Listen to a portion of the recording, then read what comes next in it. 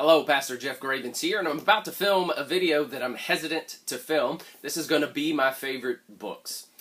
This came about because Sunday evening I had a meeting here in my office, and as the committee members stood up to leave, a few lingered. They looked at my bookshelves, they looked at stack of books on the floor, and they ran their fingers across some of the spines, and then finally one of the committee members asked me the question, so, if you had to give me one book, what would it be?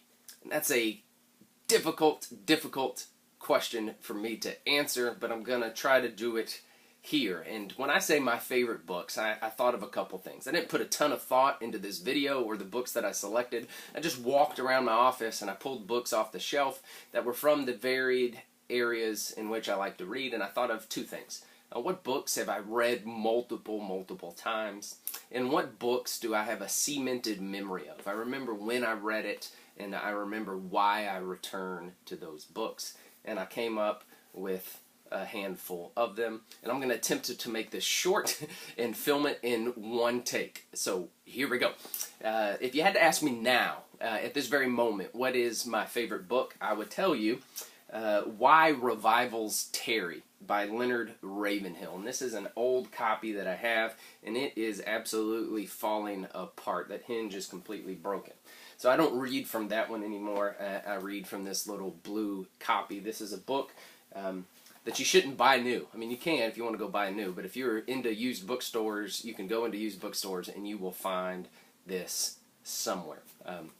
But Leonard Ravenhill makes the argument that many preachers are dead preachers preaching dead sermons to dead churches.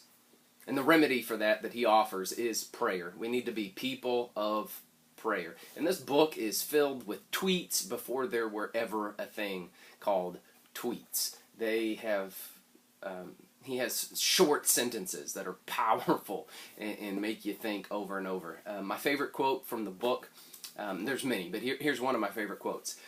Preachers make pulpits famous, but prophets make prisons famous. I can turn that phrase around in my brain over and over and over again. Why Revivals Tarry by Leonard Ravenhill.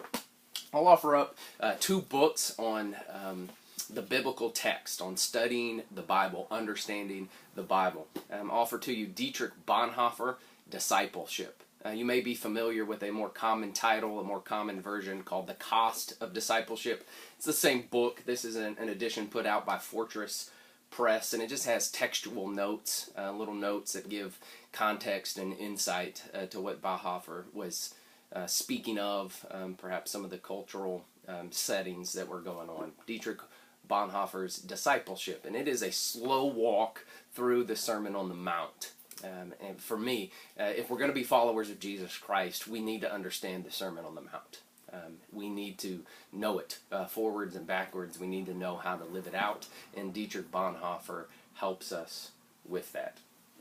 Again, in regards to understanding the Bible, I'd offer to you Telling God's Story, the Biblical Narrative from Beginning to End by Preben Vong and Terry Carter. I know Preben Vong on a personal level. He's the director of the Doctoral of Ministry program that I was a part of. And he didn't pay me to give him this endorsement, but this is a fabulous book of telling the biblical story from the beginning to end. It has, it's a bit of a textbook form. It's got glossy pages, has graphs, charts, illustrations, but it's a great telling of the biblical story. Takes small chunks, tells you the story and how it fits into the bigger biblical narrative. I recommend this often. I recommend this to church members, and they read it, and I hear great feedback that it was helpful, that it helped them understand the Bible. I'll now offer a couple of books that came from my seminary days that blessed me and that I return to over and over again. And the first of that is The Mosaic of Christian Belief, 20 Centuries of Unity and Diversity by Roger Olson. I entered seminary with just about 5.5 years of faith and was not well read in areas of theology, and in my introduction to theology course I read this book. Roger Olson actually taught at the seminary I attended. He didn't teach this course, but I had him later in my seminary career, and I discussed this book with him over and over again. I walked into that introductory of theology course not knowing much, and I would stay up late at night with this book and read and reread and ponder and ponder and pray the content of this book. The format of this book is great. It takes certain aspects of theology and shows us how we have unity and diversity within the church on those topics. And it'll group some things and say this is the unity and diversity of opinions that fall within orthodoxy, and then it'll give us some examples of here. When you start going into these areas, you've stepped outside of the Christian faith. You've stepped outside of orthodoxy, and it's a great book if you're looking to deep dive into theology. I'll also offer 4 Gospels, 1 Jesus, a symbolic reading by Richard Burbridge, a fabulous book on understanding the Gospels. Why do we have 4 of them? Matthew, Mark, Luke, and John. How are they different? How are they alike? What purpose does each gospel serve? I've read this countless times. Offer it up to you. In regards to pastoral ministry, a couple that I will offer up to you. The first, by far, one of my favorite books. If I had a list of like favorite books, this would be in the top 3. But the Eugene Peterson's The Pastor. It's Peterson's pastoral memoir. As I film this video, Eugene Peterson died yesterday. And his ministry, his writing ministry, his speaking ministry was a blessing to me. I got to see him speak in person during my seminary days. And I've read 17 of his books. And all 17 have an incredible value. They're gems. I would offer them to you.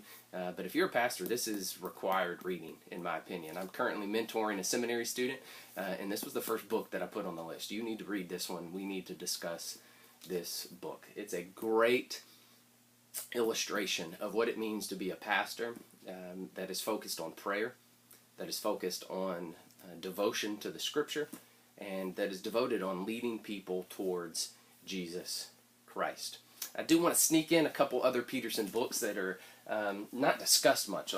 Peterson's widely known among pastor types and in pastor circles, but you don't hear these books mentioned much, and these were incredible blessings to me. Reversed Thunder, The Revelation of John, and The Praying Imagination. This is Peterson's walk through the book of Revelation. Incredible. Better than any commentary you will ever read on the book of Revelation. And Run with the Horses, The Quest for Life at its Best. This is Peterson's walk through the book of Jeremiah. Better than any commentary you will ever read on the book of Jeremiah. So that's really Peterson's The Pastor on pastoral ministry, church ministry. If I had to offer another book in that vein, I'd give you Pioneering Movements, Leadership That Multiplies Disciples and Churches by Steve Addison. And I can tell you, this is one of those books that I love. I've reread, circled, underlined, highlighted, but I have not yet grasped it. Addison is moving us away from much of the traditional church model, the traditional pastor role, and he's trying to drive pastors to making disciples, like actually making disciples, and making disciples that make disciples, and creating movements within a community, a movement of following Jesus Christ. And it's a challenge, and I offer it up to you. Just a few more books that I'm going to give you that show you some of the other areas in which I like to read. I'm a runner, and I love running memoirs. And if I had to offer up one to you, I'd give you this one, Running with the Kenyans, Discovering the Secrets of the Fastest People on Earth. And I dare not attempt to pronounce the author's name on camera. His last name is Finn, and you can give that your best shot. But this is a book about a guy that wanted to run and wanted to run with the world's best, so he moved to Kenya and he ran with Kenyans. But the value in this book is it's a story about a place, it's a story about a people, and it's a story about culture. And I love books like that. I love books set in a setting that is foreign to me. People that see the world differently, think differently than me. I gain so much from those types of books. And this is one of them, Running with the Kenyans. I also love, so that's a running memoir. I also love travel logs, books where people go places and see things and see people and interact with experiences that are unlike the ones that I see and hear and experience every day.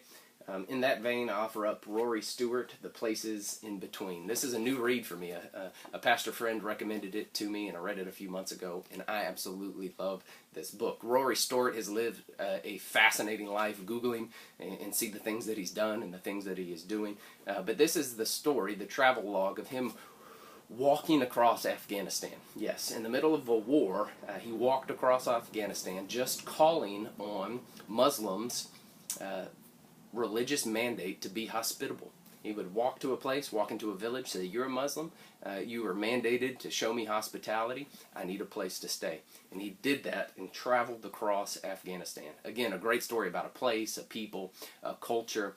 And what challenged me most about this was hearing about this Muslim call to hospitality and seeing them live it out. It challenged my Christian faith of what does my Christian hospitality look like? And it pushed me and poked me in many ways. The Places in Between by Rory Stewart. And I'll give you a work of fiction. This is Silence. Again, a difficult name to pronounce on camera, but I'll give this one a shot. Shuzaku Indo.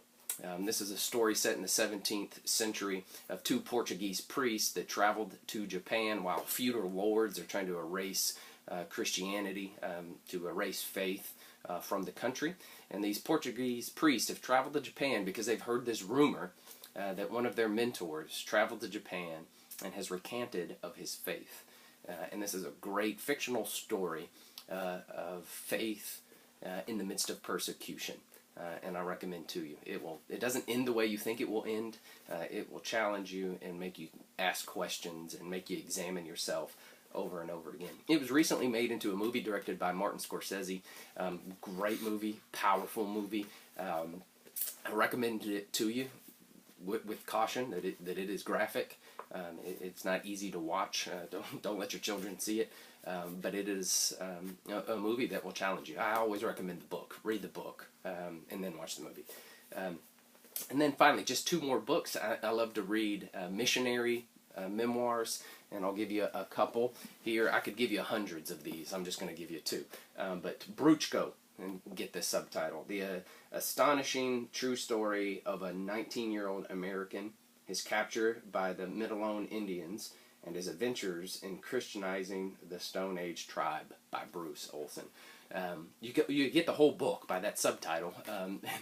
It's a full subtitle and a poorly written subtitle, but it's a great book. It's a story about a man of faith putting everything aside and following Jesus Christ wherever Jesus Christ leads. I love stories like that. They're blessings to me. They challenge me. They encourage me.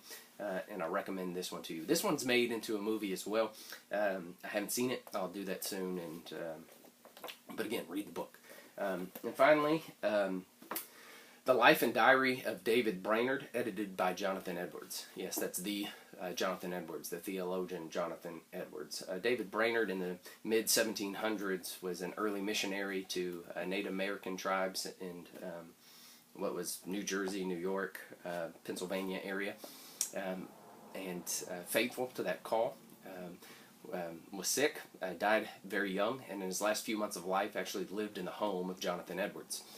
So the title, The Life and Diary of David Brainerd, the diary comes from David Brainerd's letters and his diary. The life comes from the pen of Jonathan Edwards. You'll get a section of Brainerd's diary, and then Edwards will come in and set the context and fill in gaps and provide insights to it.